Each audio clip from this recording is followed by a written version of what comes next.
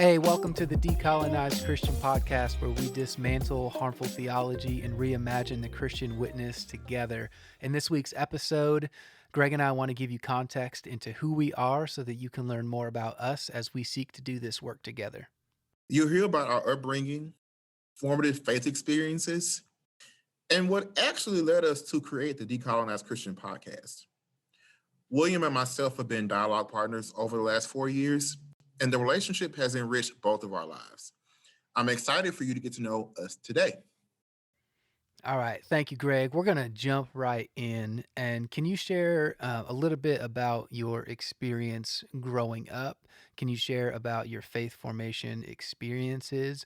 And then can you touch on what actually led you to want to create this thing called the Decolonized Christian podcast? Yeah, so for me, I grew up in a Christian home. My dad is a pastor in the Christian Methodist Episcopal Church. Many of us know that as the CME Church. And he's been a pastor for a while, as long as I can remember. I remember he got his first church as the role of pastor when I was like maybe 9. And so that was always a big part of my life. Church has always been a big part of my life. And so that definitely played a part in my formation, my spiritual formation growing up. And so I was always involved in church stuff, singing, playing piano. I was always involved in church in some way. I remember in high school, I started visiting a friend's church who was a Seventh-day Adventist. And I just started going because I wanted to sing in the choir, and they had a really good choir. And so all those different experiences kind of led up to where I am now. Some of the people I met at that church, I still am connected to them to this day. And so I think the faith experience that has formed me the most, it's kind of hard to nail down. I think there have been many faith experiences that have formed me up until this point.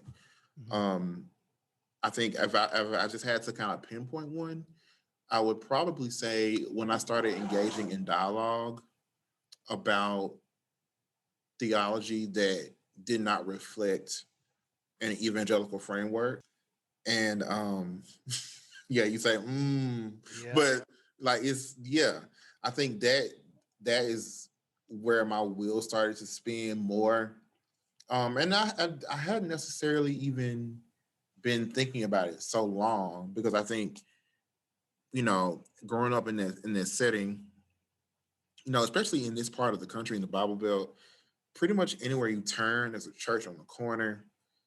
So you learn to just kind of, I guess you have this expectation or this norm that's set for you because Christianity is such a big deal down here in this part of the country. And so meeting people in college, on social media that just sort of challenged the way that I see things, and realizing that there are many different perspectives to theology. There are different perspectives to interpretation. I like how James Cone says people do theology, human beings do theology. Yeah. And I think that that's something that's very critical for us to understand as we grow in our faith, because we just have to understand that anytime you're dealing with fallible people, there is the possibility that something may not necessarily get conveyed the way it should be conveyed. And then, of course, we know, and we'll unpack this more on the podcast, is just how white supremacy has played so much of a role, and it just been such a huge impact. It has such a huge impact on what we see as Christianity, specifically here in America. And so I think just all of that kind of led me to the place where I am now, and especially being black in America. What does it mean to be black in America? What does it mean to be black and Christian, or black and a follower of Christ, which whatever you refer to yourself as? What does that look like? How does that play out in my life? What are the implications of being black and Christian in America? Um, so yeah, all of that.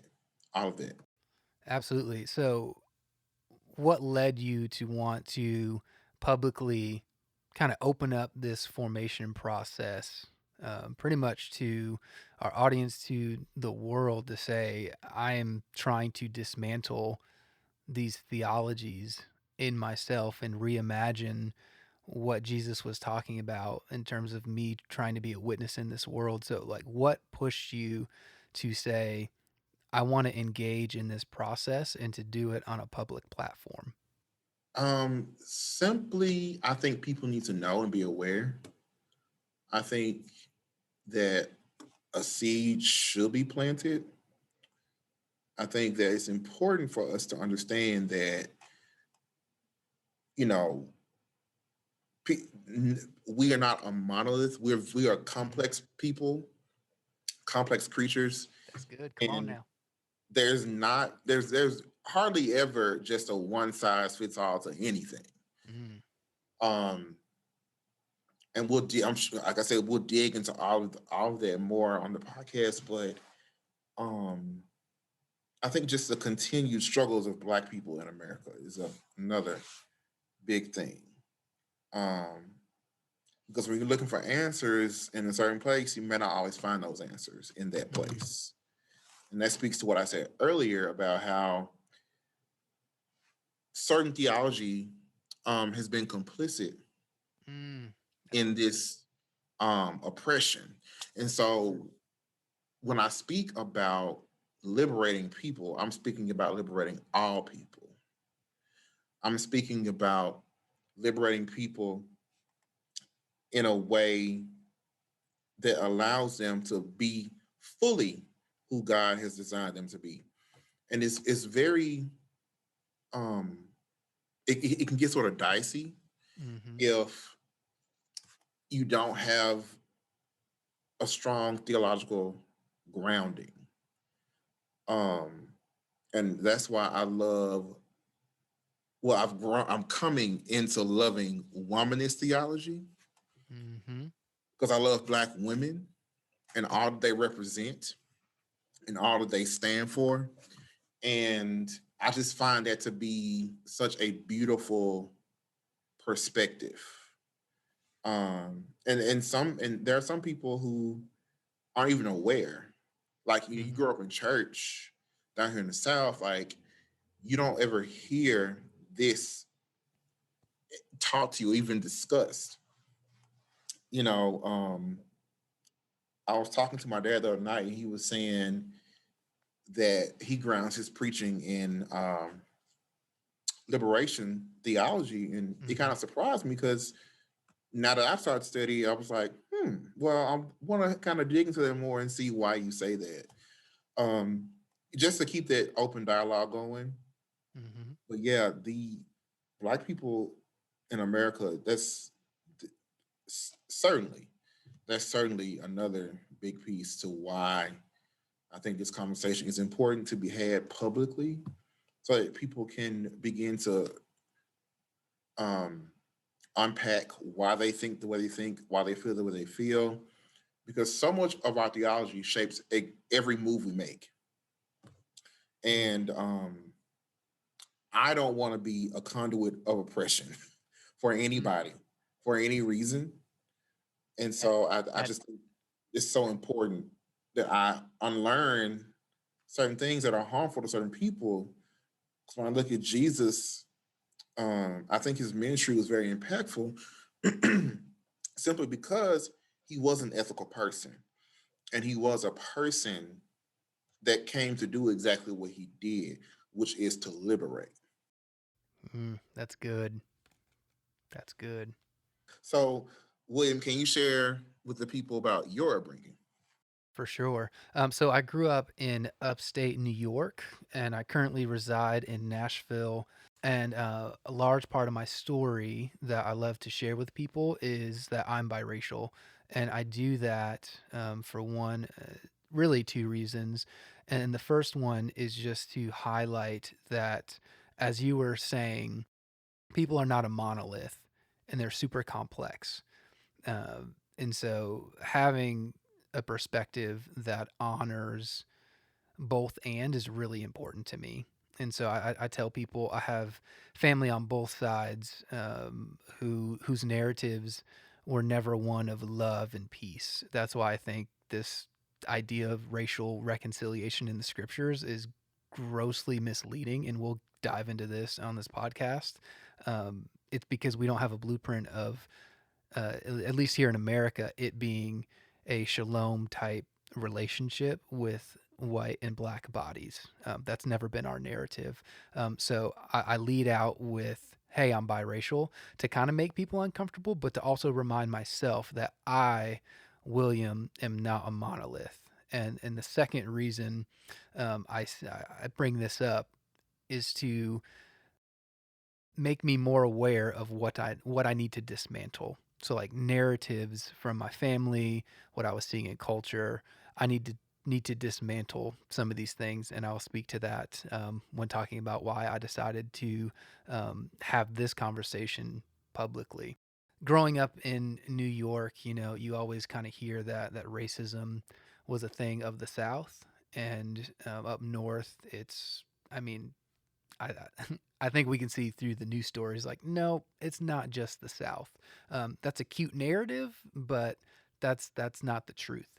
And so, growing up, I wasn't super aware of injustice. I was aware of race, obviously, but I never felt like an outsider. I always felt like an insider, especially in the church I grew up with. It was a pretty diverse youth group, youth ministry there in upstate New York, and I can't remember ever talking about race.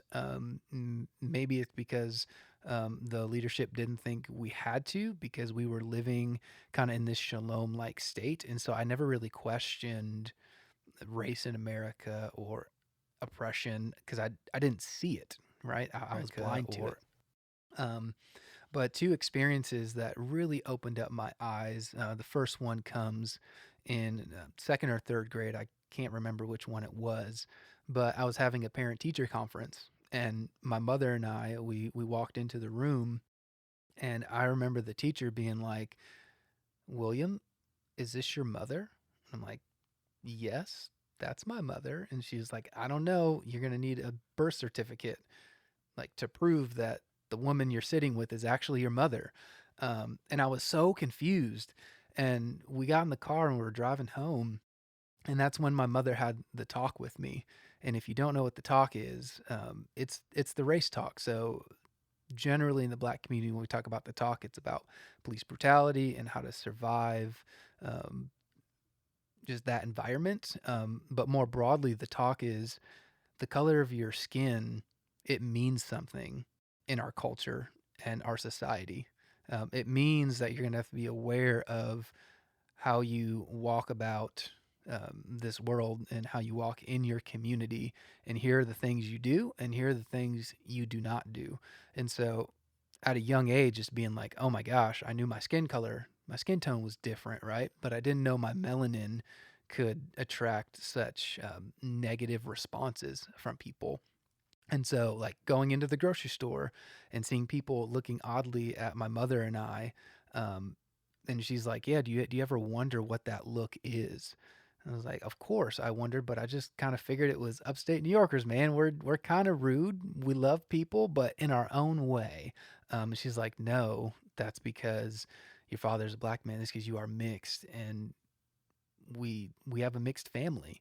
Um, and people don't understand that. And I was like, oh my gosh, that's so crazy. As a second or third grader, just trying to wrap my little brain around what what the color of my skin meant. And I was actually placed next to the only other black kid in the class, and we were childhood best friends. Like, he's a dope guy. And so I was like, hey, this guy's pretty cool. Shout out to that teacher who placed us together because he was a really good dude. But looking back on that, I'm like, oh, was that intentional because you knew something that I didn't? And then the next one was really probably the breaking point for me. It was in 2013. Just graduated from college, and I moved down to Georgia. And I call this my Georgia experience, where I had a lot of questions about faith, and I felt called to ministry, like pastoral ministry, youth ministry, like inside of the local church. And so there was an opportunity. I applied. I went to go speak to that youth group, had the follow up interview, and long story short, that pastor asked me a series of questions about teenagers dating outside of their race, and what I thought about it. And when I gave that answer, leadership, he was basically like, "Hey, I think that's the wrong answer, and you need to rely on the parents to figure out if they want their child dating quote outside of their race." And I was like, "Man, this is super weird." And then I got offered the position, but it wasn't the full position. Um, and he let me know that because I was marrying a white woman, I may experience some problems there, not because of how I go about serving people or loving people, not about job performance, not about qualifications. Right? I had a Bible degree already, and I was thinking about seminary. So it was not about any of those things. It was simply because I decided to love a woman that has a different skin tone than I do, has different melanin than I do. She shows up in the world differently than I do. And so I just remember sitting back and being like, God, if this is your kingdom, I don't want it. If these are your people, you can take them back. I don't want them. I don't know if I want you. And it took me about a year to like come to the spiritual moment and awakening of, man, I let God's people hurt me, but God was with me the whole time. And so reading Jesus in the scriptures, being in prayer, uh, being involved in spiritual formative practices, I was like, wow, Jesus is super radical. And once I began to just read about the life of Jesus, like really truly read and try to understand and visualize it, I'm like, yo, Jesus was a radical. He was not caring about no societal norms. He was getting after it. And that's really what pushed me on this path of, man, there's injustice in the world. And I experienced it through the institution of the church. And it just kind of catapulted me to say, oh man, if this is in the institution of the church, and I know church mirrors culture, I bet it's woven within American history. And so beginning to study, beginning to learn, learn all the things that your high school history class did not teach you. Um, when it hits February and you're like, oh, we're going to focus on these black men, and we're going to start study Malcolm and Martin, but only a little bit. We're not going to get into what they actually practiced or believed. We're just going to give you a cursory glance of what happened to them. And even that, even their life was centered in what I would call whiteness. It was that lens.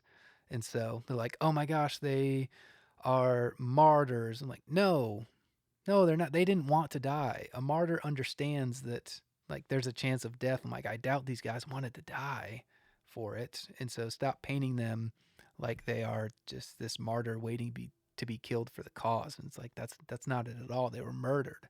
And so that those two moments of having the talk at a young age and then coming up against the institution of the church saying, you're going to be treated differently or held to a different standard, or we believe it is sinful for you to be in this interracial relationship. That's not, God frowns upon that. That's sinful. And I'm like, whoa, what? Wait a minute. All of that propelled me to try to create content in conversation for people to think critically about how we've been colonized, how we've received theology, how we've practiced our theology. I am very passionate about trying to find alternative ways to see God in the world, knowing that in the Western context, we are given a formula and we practice that formula over and over again. But maybe we don't need a formula. Maybe God's trying to give us a recipe to see this is the witness I want you to have in the world. And it's going to look different from William to Greg because I've created you in the image of God. You'll have some overlap, absolutely, but you have different experiences that highlight who I am and what I'm doing in the world. And so I wanted to do this podcast because I want to open that up. And I know that hard work starts with me. Um, Going back to my second point of why I tell people I'm biracial, I had to decolonize whiteness in myself first. Not a lot of people really know that. I think in my circles of influence, I'm the race guy, I'm the social justice guy. But what I really don't talk about is how I dismantled and still continue to dismantle white supremacy or whiteness, as I like to say, in my own life. And that's very, very difficult. And so this is my attempt to do that in conversation, and to also let people know that it's possible. It is possible. You are not a monolith, and we're going to do this thing together. So you've heard our stories. So what about you? How has your upbringing shaped how you understand God and how you understand the world and his people? What faith experiences have transformed you on your journey of decolonization? We would love to hear your story. You can email us at decolonizedchristianpodcast@gmail.com or anywhere you find us on social media. Thank you for joining us today. And remember, Decolonization doesn't happen in a day. Peace.